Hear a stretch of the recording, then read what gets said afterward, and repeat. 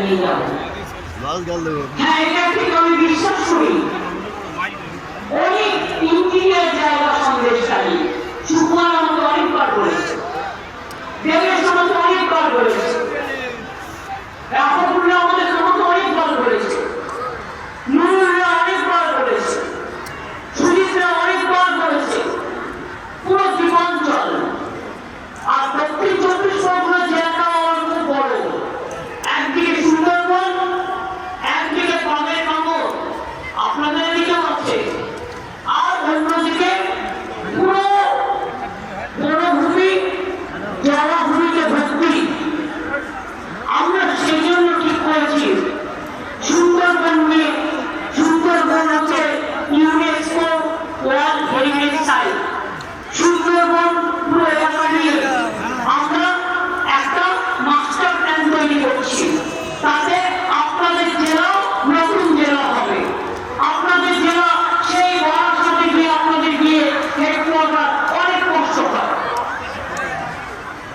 আপনাদের জেলা আপনাদের মতো উত্তর 24 পরগনা জায়গাগুলো নিয়ে বসিরহাটের বিশেষ করে বেশিরভাগ অঞ্চল এখানে একটা জেলা হবে, আর ওদিকে বকখালি সাগর সুন্দরবন ওদের একটা জেলা হবে।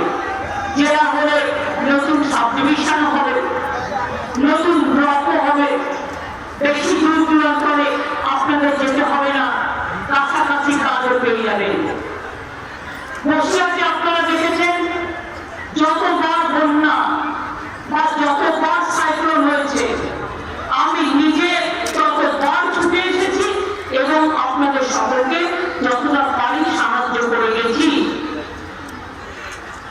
আগামী দিনে বলি আপনাদের, আগামী দিনে বলি এইসব জায়গাগুলোকে পাকাপোক্ত করতে হবে।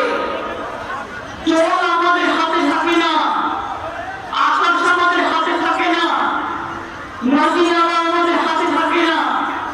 বাংলায় এত ঝড় জল হয় তার কারণ বাংলা নদী মাতৃকা দেশ, এবং আমাদের তার জন্য প্রচুর টাকাও চলে যায়, জলে খরচ হয়ে যায়।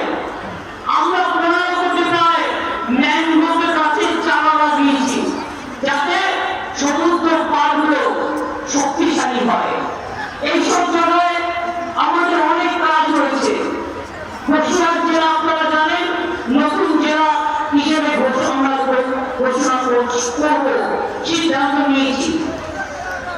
নতুন বসিরহাট 7 জেলা এবং বসিরহাট পুলিশ জেলা ঘোষণা করা হয়েছে।